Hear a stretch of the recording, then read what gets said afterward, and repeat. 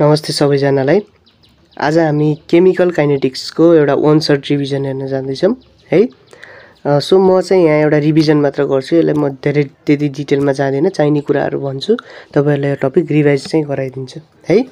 अब रियाक्सन हुन्छ हाम्रो थाहा छ हैन, रियाक्सनमा रियाक्टेन्ट हुन्छ, यसबाट हाम्रो के बन्छ, प्रोडक्ट बन्छ हो। सो रेट अफ रियाक्सन भने के हो भने कुनै पनि रियाक्टेन्ट प्रोडक्टमा जाँदा कतिको छिटो गइरहेको छ त त्यसैलाई हामीले रेट अफ रियाक्सन भनिन्छ का है। सो यसलाई अझ म्याथमेटिकल्ली हेर्ने भने कस्तो हुन्छ भने जब रियाक्सन भइरहेको हुन्छ त्यति बेला रियाक्टेन्टको मात्रा बिस्तारै घट्छ, प्रोडक्टको मात्रा बिस्तारै बढ्छ हो। यही रियाक्टेन्ट है, यदि हामीले आर भनेको रेट अफ रियाक्सन भन्यो भने यही रियाक्टेन्ट कतिको घटिन्छ 1 सेकेन्डमा, अथवा यही प्रोडक्ट कतिको बढिन्छ 1 सेकेन्डमा, त्यसैलाई हामीले के भनिन्छ त रेट अफ रियाक्सन भनिन्छ। सो हामीले यदि यसको जुन कन्सन्ट्रेसन छ, जुन चाहिँ कन्सन्ट्रेसन घटिरहेको छ त्यसलाई हामीले डेल्टा आर मान्यो भने यो भनेको डेल्टा आर बाई टी हुन्छ। यो भनेको अर्को केसँग पनि इक्वल हुन्छ त डेल्टा पी बाई टी सँग पनि इक्वल हुन्छ। तर यसको अगाडि हामीले माइनस राख्नुपर्छ किनभने रियाक्टेन्ट त घटिरहेको हुन्छ हैन। सो हामीले चेन्ज अथवा यो डेल्टा हेर्दाखेरि जहिले पनि फाइनल माइनस इनिशियल गरिन्छ है। यसको फाइनल त के हुन्छ त सानो हुन्छ नि त इनिशियल भन्दा, त्यसैले यसले नेगेटिभ भ्यालु दिन्छ हो। यही नेगेटिभ भ्यालुलाई ब्यालेन्स गर्नको लागि, पोजिटिभ बनाउनको लागि चाहिँ हामीले यसको अगाडि माइनस लेखिएको हो, किनभने रेट जहिले पनि पोजिटिभ हुनुपर्छ है। ठीक छ। अब यसलाई हामीले डेफिनेसनको रूपमा हेरौँ। खासमा केमिकल काइनेटिक्स भनेको यस्तो एउटा ब्रान्च अफ फिजिकल केमिस्ट्री हो जसले चाहिँ हाम्रो रेट अफ रियाक्सनसँग स्टडी गर्छ है। अब रियाक्सनको डिफ्रेन्ट टाइपहरू हुन्छ। एउटा हुन्छ फास्ट रियाक्सन जुन चाहिँ विदिन अ फ्र्याक्सन अफ टाइममा चाहिँ कम्प्लिट हुन्छ। जस्तै कि एउटा कुनै पनि कुरालाई चाहिँ हामीले आयोनिक रियाक्सन गरायौँ पानीसँग घुलाएर भने त्यो एकदमै छिटो हुने रियाक्सन हो है। जस्तै कि यहाँ एउटा रियाक्सन इक्जाम्पलको रूपमा दिएको छु।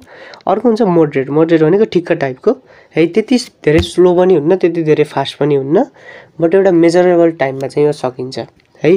जस्तै कि यो नर्मल्ली कोभ्यालेन्ट बोन्डको रियाक्सन अथवा अर्गानिक रियाक्सनहरू चाहिँ यस्तो टाइपको हुन्छ है। अब अर्को हुन्छ स्लो रियाक्सन। एकदमै स्लो हुने रियाक्सनहरू हुने यिनीहरू चाहिँ है। जस्तै कि यसलाई चाहिँ हामीले नर्मल्ली त्यो समय मेजरै गर्न सकिन्न कि हैन, एकदमै लामो प्रोसेस लाग्छ यो स्लो रियाक्सन हुनको लागि, एकदमै लामो पिरियड लाग्छ। अब यसमा एउटा हुन्छ रस्टिङ अफ आइरन हैन, जुन फलममा खिया लाग्ने प्रोसेस हुन्छ त्यो एकदमै लामो हुन्छ, एकदमै लामो समयपछि बल्ल खिया लागिरहेको हुन्छ।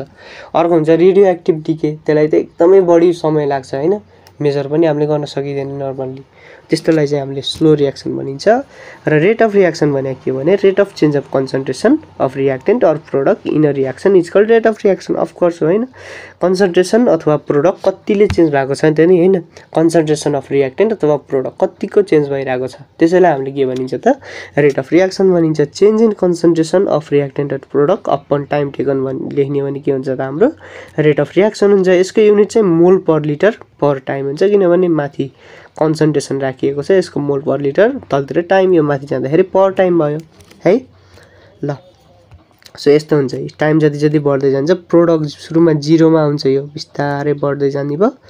अनि रियाक्टेन्ट चाहिँ सुरुमा चाहिँ एकदमै म्याक्सिमममा हुन्छ, त्यसपछि बिस्तारै गर्दै जाने भयो। ठीक छ। सो अब यो माथिको ग्राफबाट के बुझिन्छ भने सुरुमा चाहिँ के हुन्छ भने एकदमै हाई हुन्छ का रेट अफ रियाक्सन, अनि बिस्तारै के हुन्छ त डिक्रिज हुँदै जान्छ। एक समयमा यो के हुन्छ त एउटा इक्विलिब्रियममा आउँछ है। सो रेट अफ रियाक्सन एउटा कन्स्ट्यान्ट भ्यालु होइन, यो समयअनुसार फरक पर्छ है, कुन समयमा हामीले नापिएको छ भन्ने कुरामा मात्र भर पर्ने हो। सो अब रेट अफ रियाक्सनको डिफ्रेन्ट टाइपहरू छ। एउटा छ average rate of reaction. Average भनेको कस्तो भने एउटा रियाक्सन भइरहेको छ मानौँ, अब त्यो रियाक्सन 4 देखि 5 मिनटको बिचमा त्यो रियाक्सनको रेट कति थियो भनेर भनौँ भने त्यो भनेको एभरेज हो क्या, किनभने एउटा 4 देखि 5 मिनट यानि कि 60 सेकेन्डको इन्टरभलभित्र कति थियो भनेर हामीलाई एभरेज सोधेको छ नि त, त्यही भएर त्यसलाई हामीले के भनिन्छ एभरेज रेट अफ रियाक्सन भनिन्छ। So rate of reaction rate of change in concentration or reactant or product over a certain period of time, एउटा पिरियड अफ टाइममा चाहिँ हामीले नापियो भने त्यसलाई हामीले एभरेज रेट अफ रियाक्सन भनिन्छ। यहाँ चाहिँ डिफ्रेन्ट दिएको छ, यहाँ न्युमेरिकलहरू, यसलाई तपाईँले हेर्न सक्नुहुन्छ है। सो यसलाई ग्राफिकल्ली हेर्ने हो भने जस्तै कि मानौँ T1 टाइमदेखि T2 टाइमको बिचमा कति थियो त नि रेट भनेर कसैले हामीले सोध्यो भने त्यति बेला T1 र T2 लाई जोड्ने, यसमा एउटा स्लोप तान्ने, यो स्लोपको जुन एउटा चाहिँ लाइन तान्ने, यो लाइनको स्लोप जति हुन्छ त्यति नै हाम्रो के हुन्छ त रेट अफ रियाक्सन हुन्छ। ठिक छ। अब यो कसरी आयो भन्दाखेरि स्लोप भने त y2 - y1 / x2 - x1 हुन्छ हैन। सो y2 - y1 गरियो भने हाम्रो कन्सन्ट्रेसनको चेन्ज आउँछ, x2 - x1 गरियो भने टाइमको चेन्ज आउँछ र डेल्टा x / डेल्टा t हुन्छ, जुन भनेको हाम्रो के हो त रेट अफ रियाक्सन हो। अर्को छ इन्स्टेन्टेनियस रेट अफ रियाक्सन। यो भनेको कस्तो भने एउटा इन्स्ट्यान्ट अफ टाइममा, एउटा पोइन्ट अफ टाइममा चाहिँ हामीले रेट अफ रियाक्सनलाई क्याल्कुलेट गर्यौँ भने त्यसलाई हामीले भनिन्छ इन्स्टेन्टेनियस रेट अफ रियाक्सन। है जस्तै कि अब एउटा रियाक्सन भइरहेको छ हैन, 5 सेकेन्ड लाग्ने एउटा रियाक्सन छ, ट्याक्कै 3 सेकेन्ड हुँदा कति थियो भन्नु भने त एउटा टाइमको इन्टरभल त भएन नि त, ट्याक्कै 3 सेकेन्डको कुरा भयो नि त हैन। त्यसलाई हामीले के भन्यो त इन्स्टेन्टेनियस रेट भन्यो। यसमा चाहिँ डेल्टा टी 0 सँग इक्वल हुन्छ, लगभग limit delta t tends to 0 हुन्छ, किनभने डेल्टा टी यानि कि टाइमको जुन इन्टरभल छ त्यो त लगभग 0 हुन्छ हैन। 3 सेकेन्ड मात्रै भनौँ भने त अब त्यसमा त टाइमको इन्टरभल त एकदम 0 जति छ हैन। So delta t limit tends to 0 हुन्छ यसमा। यसलाई ग्राफिकल्ली हेर्ने भने जुन समयमा हामीले रेट अफ रियाक्सन निकाल्दैछौँ त्यसमा एउटा लाइन तानेर त्यसको स्लोप निकाल्ने भने चाहिँ हाम्रो के आउँछ त रेट अफ रियाक्सन आउँछ है। यो भनेको के हुन्छ, केसँग इक्वल हुन्छ त डेरिभेटिभसँग इक्वल हुन्छ है। अर्को छ rate of reaction in stoichiometry. जस्तै कि अब एउटा सिम्पल रेट अफ रियाक्सन लिम, ए र बी मिलेर सी र डी भनेको छ, ए बी सी डी अगाडि कुनै पनि कोफिसिएन्ट छैन है। अब मतलब कि रियाक्सन यत्तिकै नै ब्यालेन्स छ, यसको अगाडि कुनै नम्बरहरू राख्न परेन है। सो यस्तो रियाक्सनमा त के हुन्छ भने हाम्रो जुन हाम्रो रेट अफ रियाक्सन हुन्छ, change in concentration of A upon d t, change in concentration of B upon d t, C upon d t, D upon d t, जे गरे भने त्यो सबैको भ्यालु इक्वल हुन्छ है। रेट अफ रियाक्सन भनेको सबैबाट हामीले निकाल्न मिल्छ, यसलाई केही कुराले डिभाइड पनि गर्न पर्दैन, मल्टिपल पनि गर्नु पर्दैन है। किनभने ए पनि 1 मोल छ, बी पनि 1 मोल छ, सी पनि 1 मोल छ, डी पनि 1 मोल छ हैन। यो सबै 1 मोल छ यसमा है। सो यस्तो केसमा त के हुन्छ त यो 1 मोल घटेर 0.5 मोल पुग्ने बेलामा यो पनि 0.5 पुगेको हुन्छ, यो फेरि बढेर 0.5 पुगेको हुन्छ, यो पनि बढेर 0.5 नै पुगेको हुन्छ हैन। सो त्यस्तो हेऱ्यो भने माथिको कुरा पनि सेम नै हुने भयो, कन्सन्ट्रेसनको चेन्ज 0.5 नै छ, तलको कुरा त त्यसै पनि सेम हुन्छ। सो यसरी सबैको रेट इक्वल आउँदैछ। तर अरूको रियाक्सन हेरौँ जसमा चाहिँ हामीले रियाक्सन ब्यालेन्स गर्नको लागि अगाडि यसरी नम्बर राखिएको छ, यसलाई हामीले स्टोइकियोमेट्रिक कोफिसिएन्ट भनिन्छ। अब यो राखियो भने जस्तै कि ए भनेको ए मोल चाहिँ चाहिने रहेछ, बी भनेको बी मोल चाहिने रहेछ हो। सो ए र बी त इक्वल छैन भनेपछि जति मोल ए सकिएको हुन्छ त्यति नै मोल बी सकिएको हुँदैन है। सो त्यही भएर माथिको कुरा फरक आउँछ, माथिको कुरा फरक आएपछि यो सबै कुरा नै के हुने भयो त फरक हुने भयो हैन। सो यो चारवटा इक्वल भएन, यसैलाई इक्वल पार्नको लागि चाहिँ हामीले के गरिन्छ त भन्दाखेरि यो अगाडिको जुन अङ्क छ त्यसले हामीले यसलाई डिभाइड गरिन्छ ताकि यो माथिको जस्तै होस्, यानि कि 1 मोल होस् सबैमा। त्यसै कारणले गर्दा के गरिन्छ त स्टोइकियोमेट्रिक कोफिसिएन्टले जहिले पनि रेट अफ रियाक्सनलाई डिभाइड गर्ने गरिन्छ। सो यसरी डिभाइड गरियो भने बल्ल के हुन्छ त सबै कुरा इक्वल हुन्छ है। ल सो अर्को छ रेट ल इक्वेसन। अब एउटा ल अफ मास एक्सन भन्ने चाहिँ यसलाई हामीले केमिकल इक्विलिब्रियम भन्ने पार्टमा पढेको छौँ 11 मा। सो यसले के भन्छ भने कुनै पनि रियाक्सनको रेट भनेको product of molar concentration of reactants raise to certain एक्सपोनेन्टसँग डाइरेक्टली प्रोपोर्सनल हुन्छ है। सो यसले के भन्न खोज्यो त्यसलाई बुझौँ त। जस्तै ए प्लस बी मिलेर सी प्लस डी बनाएको छ। अब rate is directly proportional to A को पावर एम बी को पावर एन हुने भयो। ठिक छ, किनभने यो दुईटा रियाक्टेन्ट हो, रियाक्टेन्टको मोलर कन्सन्ट्रेसन ठिक छ, त्यसको पनि त्यसलाई पनि हामीले कुनै एउटा पावरमा रेज गरिएको छ भने त्योसँग डाइरेक्टली प्रोपोर्सनल हुन्छ। यो पावर के हो भन्ने कुरा चाहिँ फिक्स हुँदैन है। नर्मल्ली यसको स्टोइकियोमेट्रिक कोफिसिएन्ट पनि राख्ने गरेको हुन्छ, तर त्यो 100% ट्रु हुँदैन है। सो यसलाई हटाउनको लागि चाहिँ एउटा हामीले कन्स्ट्यान्ट राख्नु पर्यो। हो यो के भनेको एउटा कन्स्ट्यान्ट हो र यसलाई हामीले रेट कन्स्ट्यान्ट भनिन्छ है। सो जब यसको र यसको भ्यालु 1 हुन्छ यो रेटसँग इक्वल हुन्छ, त्यही भएर हामीले rate of reaction when the value of concentration of reactant is taken as unity यानी कि यिनीहरू दुईटालाई 1 लिने हो भने त्यति बेलाको रेट अफ रियाक्सनलाई चाहिँ हामीले रेट कन्स्ट्यान्ट भनिन्छ। अब यम र यन भनेको एक्सपोनेन्टहरू हुन् अथवा पावरहरू हुन्, यिनीहरूलाई हामीले एक्सपेरिमेन्टली फाइन्ड आउट गर्न सकिन्छ र यो जुन इक्वेसन छ यसलाई हामीले रेट ल इक्वेसन भनिन्छ। यसले चाहिँ मोलर कन्सन्ट्रेसन र रेट अफ रियाक्सनको बिचमा एउटा रिलेसन देखाउँछ। अर्को छ अर्डर अफ रियाक्सन हो। यिनै जुन हाम्रो पावर छन् एक्सपोनेन्ट छन् यिनैको समलाई चाहिँ हामीले अर्डर अफ रियाक्सन भनिन्छ। ठिक छ।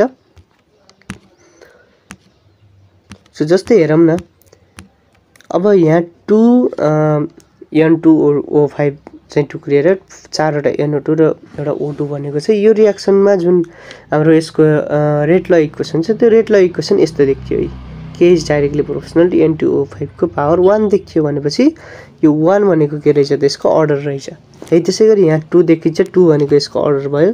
त्यसै गरी यहाँ चाहिँ अब 1 र 1 जोड्नु पर्यो किनभने सम भनिन्छ नि त, एउटै छ भने त जे छ त्यही लेख्दै भयो, 2 3 वटा छ भने त जोड्नु पर्यो। सो यसलाई सम गर्ने भने यसको भ्यालु 2 आउँछ। यो अर्डर अफ रियाक्सन कति भयो त 2 भयो है। सो यो अर्डर अफ रियाक्सन 0 पनि हुन सक्छ है, पोजिटिभ इन्टिजर पनि हुन सक्छ अथवा फ्र्याक्सन पनि हुन सक्छ, 5/2 3/2 यस्तो पनि हुन सक्छ है। अब हेरौँ 0 अर्डर रियाक्सन। 0 अर्डर रियाक्सनमा के हुन्छ भने यसको 0 पावरसँग यो के हुन्छ त डाइरेक्टली प्रोपोर्सनल हुन्छ, जसको कारणले गर्दा यसको भ्यालु त 1 आउँछ भनेपछि R बराबर के हुन्छ र यस्तो रियाक्सन जहाँ चाहिँ हाम्रो sum of exponent of molar concentration 0 हुन्छ त्यसलाई हामीले के भनिन्छ त भन्दाखेरि फर्स्ट अर्डर रियाक्सन भनिन्छ। यसमा चाहिँ के छ भने रेट अफ रियाक्सन कन्सन्ट्रेसनसँग प्रोपोर्सनल नै हुँदैन, जतिसुकै होस् कन्सन्ट्रेसन मतलब छैन है। Independent of concentration of reactant पनि भनिन्छ यहाँ। सो यही नै हो हाम्रो। जस्तै कि एउटा रियाक्सन छ, reaction of H2NCl2 in presence of water and sunlight. पानी र चाहिँ सनलाइटको प्रेजेन्समा हामीले यदि H2 र Cl2 लाई रियाक्सन गराइयो भने जति नै हामीले त्यसमा रियाक्टेन्ट राखौँ हैन त्यसको रेट अफ रियाक्सनमा कुनै पनि चेन्ज आउँदैन है, किनभने यो 0 अर्डर रियाक्सन हो। अर्को छ फर्स्ट अर्डर रियाक्सन। अब यसमा त्यही नै हो, पावर चाहिँ हाम्रो पावरको सम चाहिँ हाम्रो 1 हुनुपर्छ है।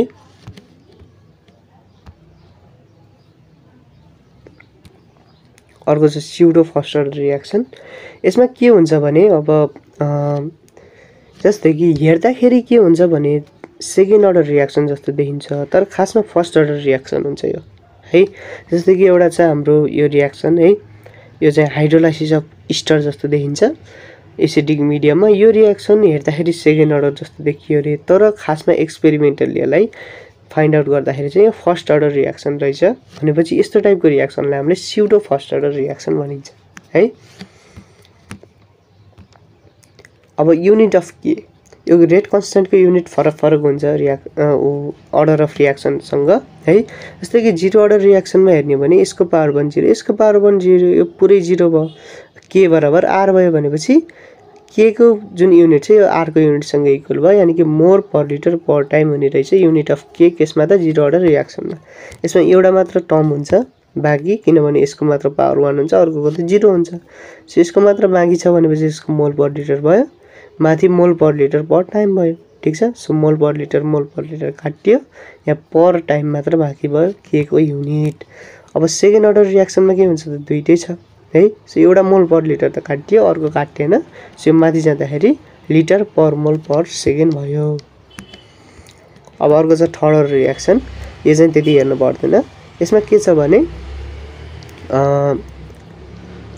यहाँ चाहिँ हाम्रो यसको स्क्वायर हुन्छ एउटाको चाहिँ 1 हुन्छ अथवा एउटाको क्युब एउटाको 0 जे पनि हुन सक्छ। जेसुकै भए पनि एउटा यसमा चाहिँ एउटा चाहिँ काटिन्छ र यहाँ मोल स्क्वायर र लिटरको पावर -2 रहन्छ। यो माथि जाँदाखेरि मोलको पावर -2 लिटरको स्क्वायर पर सेकेन्ड हुन्छ है। ल सो एउटा इनिशियल रेट मेथड भन्ने छ जसको माध्यमबाट चाहिँ हामीले अर्डर अफ रियाक्सन निकालिन्छ है। यसलाई चाहिँ हामीले हिसाबमा हेरौँला है त, यो चाहिँ हिसाब एकदमै सोध्छ यसमा। अर्को टपिक छ हाम्रो मोलिकुलारिटी अफ रियाक्सन। यसमा के छ भने जस्तै कि एउटा ब्यालेन्स केमिकल इक्वेसन छ, त्यसको अगाडि कतिवटा चाहिँ हाम्रो नम्बर अफ मोलिक्युल देखिएको छ त नि, त्यसैलाई हामीले चाहिँ मोलिकुलारिटी भनिन्छ। अब नर्मल्ली यसलाई अर्को तरिकाले पनि डिफाइन गर्न सकिन्छ। जस्तै कि अब रियाक्सन हुने बेलामा एक मोलिक्युलहरू एक आपसमा कोलाइड हुन्छ। यसरी कोलाइड हुँदाखेरि टोटल कतिवटा मोलिक्युल कोलाइड भएको छ नि, त्यसैलाई हामीले के भनिन्छ मोलिकुलारिटी भनिन्छ है। र कुनै कुनै रियाक्सन कस्तो हुन्छ भने मल्टी स्टेपमा कम्प्लिट हुन्छ, यानि कि एउटा मात्र स्टेप हैन 2-3 रियाक्सन भएर ओभरअल रियाक्सन भएको हुन्छ। त्यसमा चाहिँ हामीले मोलिकुलारिटी हेर्नु पर्यो भने सबैभन्दा स्लो रियाक्सनको चाहिँ हेर्नुपर्छ है। जस्तै कि यो रियाक्सन छ हैन, यसको मोलिकुलारिटी 2 छ किनभने यो चाहिँ दुईवटा स्टेपमा कम्प्लिट हुन्छ र यसको सबैभन्दा जुन स्लो स्टेप छ यसमा चाहिँ यसको मोलिकुलारिटी 2 हुन्छ। त्यही भएर चाहिँ हाम्रो के छ त भन्दाखेरि सरी यसमा चाहिँ यसको मोलिकुलारिटी 2 देखिएको छ तर यसको एक्ज्याक्टली 2 हुँदैन किनभने यसको स्लो स्टेपमा चाहिँ 1 देखिएको छ यसको अगाडिको कोएफिसिएन्ट। त्यही भएर चाहिँ यसको मोलिकुलारिटी पनि कति नै भयो त 1 नै भयो है। So the step which produce unstable product first is referred to be slowest step भन्छ, यानी कि अनस्टेबल प्रोडक्ट जुनले चाहिँ सुरुमा बनाउँछ त्यही रियाक्सनलाई हामीले के भनिन्छ त स्लोएस्ट स्टेप अफ रियाक्सन भनिन्छ है। अर्को चाहिँ यहाँ दुईटा बीचको डिफरेन्स दिएको छ। अब यिनीहरुको डेफिनेसन भइ नै हाल्यो। अब यो मोलिकुलारिटी थ्योरिटिकल हो तर यो अर्डर चाहिँ एक्सपेरिमेन्टल हो किनभने अर्डर अफ रियाक्सन हामीले एक्सपेरिमेन्ट गरेर निकालिन्छ है। अब यो फ्र्याक्सनल पनि हुन सक्छ 1/2 हैन, 3/2 5/2 यस्तो पनि हुन सक्छ यो। तर यो चाहिँ जहिले पनि होल नम्बर हुन्छ है, कि त 1 हुन्छ कि त 2 हुन्छ कि त 3 हुन्छ किनभने मोलिक्युलहरु एक आपसमा कोलाइड गर्दाखेरि आधा मोलिक्युलहरु त कोलाइड गर्दैन, पुरै आउन पर्छ। त्यसरी पुरै आउँदाखेरि चाहिँ 1 2 3 4 यस्तै होल नम्बर अथवा नेचुरल नम्बर नै यसको हुन्छ। यो कहिले पनि 0 हुन सक्दैन तर यो 0 हुन पनि सक्छ नहुन पनि सक्छ र यो भ्यारी गर्दैन रियाक्सनसँग चाहिँ, तर यो भ्यारी गर्न सक्छ किनभने टेम्परेचर तलमाथि पार्ने भने रेट अफ रियाक्सन पनि तलमाथि पर्छ है ल। सो अर्को छ हाम्रो इन्टिग्रेटेड रेट इक्वेसन। यो यस्तै खाली इक्वेसन हो जसले चाहिँ हामीलाई कन्सन्ट्रेसन र रेट कन्स्टेन्टको बीचमा चाहिँ एउटा के दिन्छ त भन्दाखेरि रिलेसन दिन्छ है। अब जस्तै कि एउटा रियाक्सन लिम हैन, 0 अर्डर रियाक्सन लिम A देखि B बनेको छ है। सो यसमा चाहिँ के छ भने सुरुमा जुन A को कन्सन्ट्रेसन छ, सुरुमा टाइम 0 हुँदाखेरि त्यतिबेला A को कन्सन्ट्रेसन स्मल a छ, B त बनेकै छैन सुरुमा त्यही भएर यसको कन्सन्ट्रेसन 0 छ।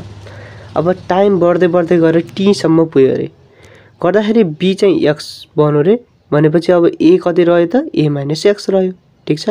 जति यता बन्यो त्यति यता घट्ने भयो।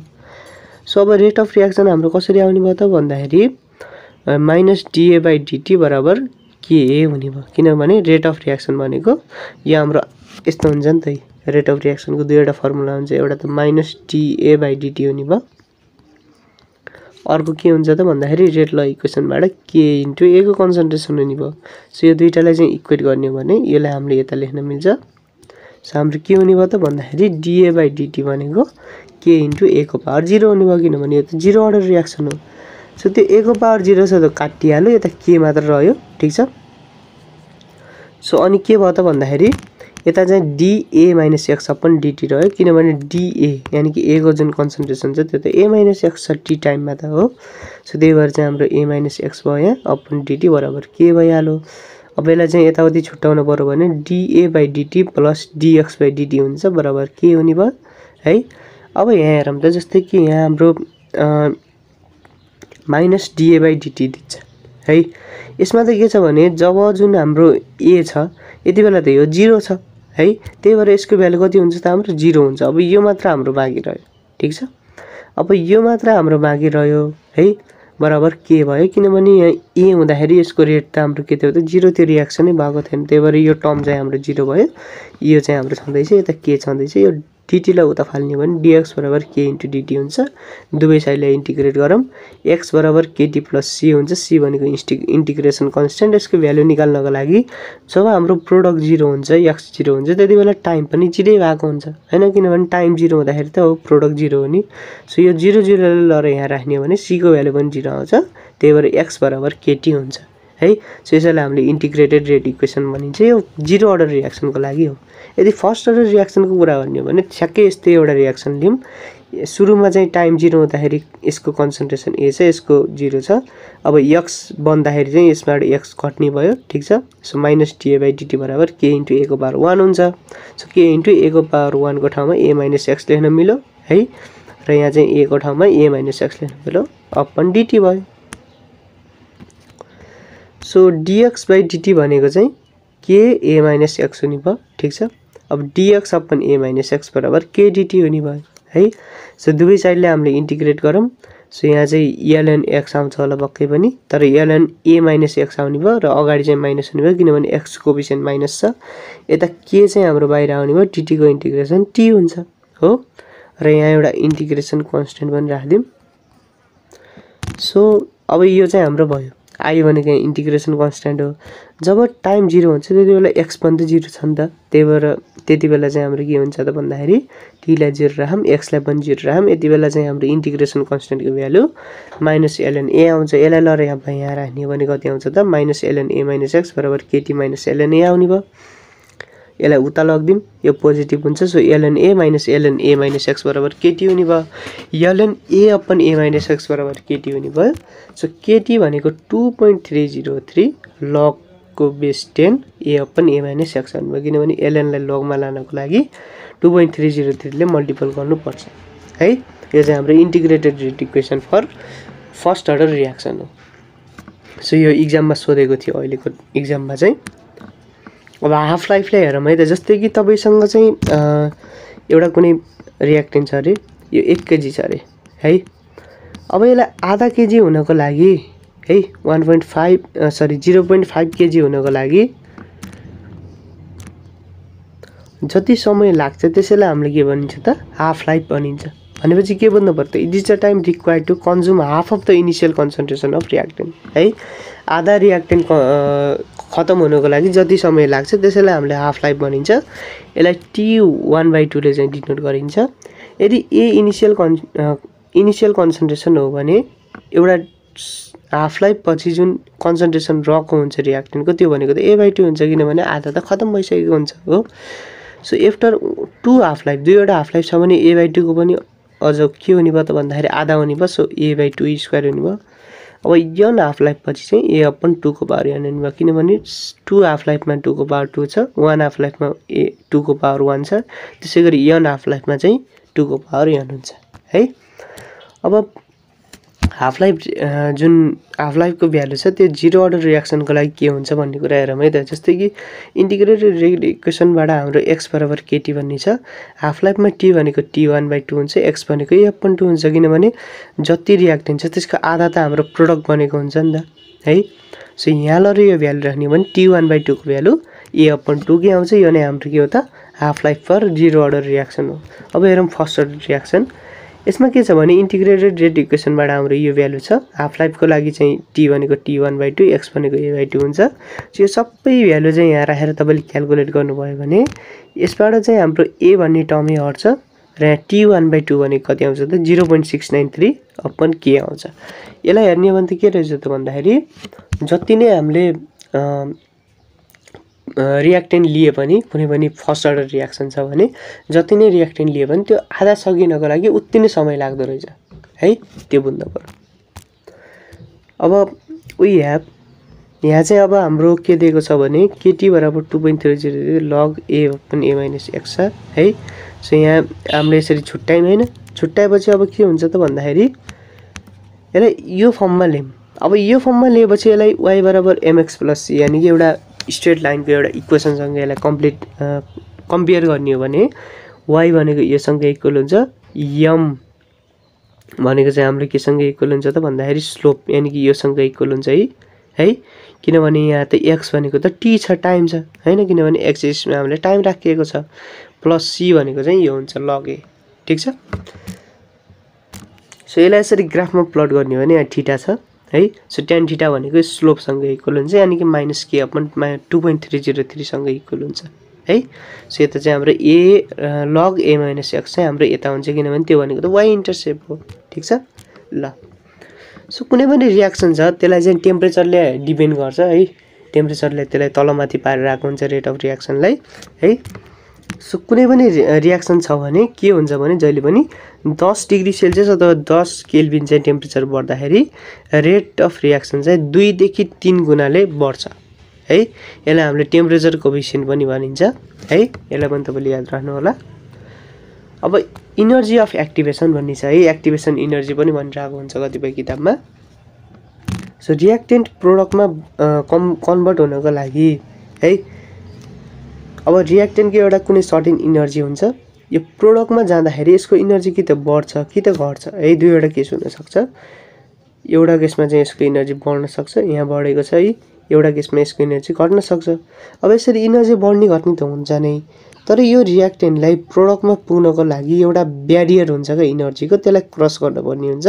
हो त्यही ब्यारियरलाई हामीले के भनिन्छ त भन्दाखेरि थ्रेसहोल्ड इनर्जी भनिन्छ है। अब त्यो जुन रियाक्टेन्टको मोलिक्युल छ त्यसलाई चाहिँ हामीले थ्रेसहोल्ड इनर्जी ब्यारियर जुन छ त्यो क्रस गराउनको लागि हामीले एक्स्ट्रा इनर्जी कति थप्न पर्छ त्यसलाई हामीले भनिन्छ एक्टिभेसन इनर्जी, यसलाई इएले डिनोट गरिन्छ, ठिक छ। र एक्टिभेटेड कम्प्लेक्स भन्ने एउटा टपिक छ, यो भनेको यस्तै एउटा स्टेट हो जहाँ चाहिँ हाम्रो के हुन्छ भने रियाक्टेन्टको मोलिक्युलहरू चाहिँ एउटा थ्रेसहोल्ड इनर्जीलाई क्रस गरेर अब पुरानो बोन्ड टुक्रिसकेको हुन्छ र नयाँ बोन्ड चाहिँ के गरिरहेको हुन्छ त बनिरहेको हुन्छ। त्यो एउटा स्टेटलाई चाहिँ हामीले एक्टिभेटेड कम्प्लेक्स भनेर भनिन्छ है। सो यहाँ चाहिँ ग्राफमा त्यही नै छ, ठिक छ। यहाँदेखि यहाँसम्मको एक्टिभेसन इनर्जी भयो, यहीँदेखि यहाँसम्मको चाहिँ थ्रेसहोल्ड इनर्जी भयो। सो एक्टिभेसन इनर्जी भनेको threshold minus energy of reactant हुन्छ। अब हाम्रो अर्को टपिक छ कोलिजन थ्योरी है। यसमा हाम्रो के हुन्छ भने के भन्छ भने अब मोलिक्युलहरू एक आपसमा रियाक्सन गर्नको लागि एक आपसमा ठोक्किनुपर्छ, कोलाइड हुनुपर्छ है। र त्यो कोलाइड भएपछि पनि रियाक्सन कम्प्लिट हुन्छ भन्ने हुँदैन का है। त्यो कोलिजन एकदम पर्फेक्ट हुनुपर्छ, एकदम इफेक्टिभ हुनुपर्छ है। त्यो कोलिजन इफेक्टिभ हुनको लागि अब के कुराहरू चाहिन्छ त नि भन्ने कुरा बुझ्नु पर्यो। जस्तै कि अब मोलिक्युलहरूले एक्टिभेसन इनर्जी गेन गर्नु पर्यो, एउटा कुरा त एक्टिभेसन इनर्जी गेनै गरेन भने त्यो ब्यारियर क्रस नै हुन्न, ब्यारियर क्रस भएन भने रियाक्सन कम्प्लिट हुन्न हैन। सो इनर्जीको ब्यारियर पहिलो कुरो त क्रस गर्नु पर्यो, त्यसको लागि चाहिँ मोलिक्युलले एक्टिभेसन इनर्जी लिनु पर्यो है, गेन गर्नु पर्यो। अब कोलिजन एउटा प्रोपर ओरिएन्टेसनमा हुनु पर्यो हैन, जहाँ पाए त्यही जुन पाए त्यही एङ्गलमा भएर भएन हैन। जस्तै कि यहाँ हेरौँ त, अब यो एउटा दुईवटा रियाक्टेन्टहरू हुन्, यो ठोकिएर यो बनेर यो दुईवटा बन्यो भनेपछि यसमा कुनै पनि प्रोडक्ट देखिएन, ठिक छ। पहिला जस्तो थियो अहिले पनि त्यस्तै छ, तर यो तरिकाले ठोकियो भने यसरी माथि तल गरेर ठोकियो भने त यो र यो मिल्यो, यो र यो मिल्यो, नयाँ प्रोडक्ट बन्यो, ठिक छ। जस्तै कि यहाँ एउटा रियाक्सनको इक्जाम्पल पनि दिएको छ, त्यसलाई तपाईँले हेर्न सक्नुहुन्छ। सो जति कोलिजन फास्टर हुन्छ त्यति नै बढी रेट अफ रियाक्सन हुन्छ है। अब एउटा चाहिँ इनर्जी प्रोफाइल डायग्राम।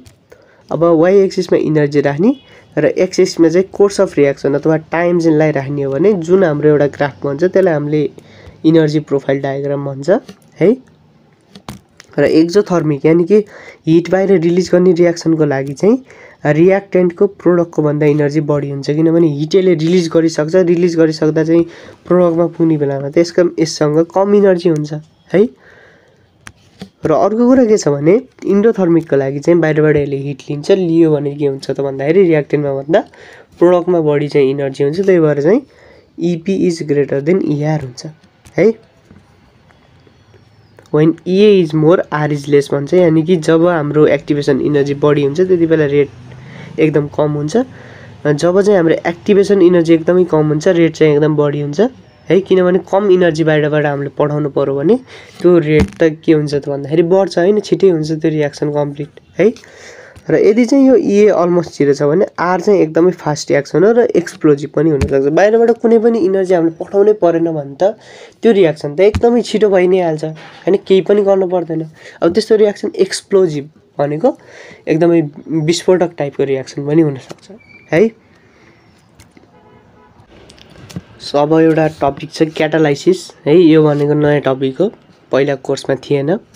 अब क्याटालिस्ट भनेको यस्तो एउटा सब्सटेन्स हो जसले चाहिँ आफू चाहिँ कन्ज्युम हुँदैन, आफू रियाक्सनमा भाग चाहिँ लिँदैन, तर रियाक्सनको रेटलाई चाहिँ तलमाथि पार्ने काम गर्छ है।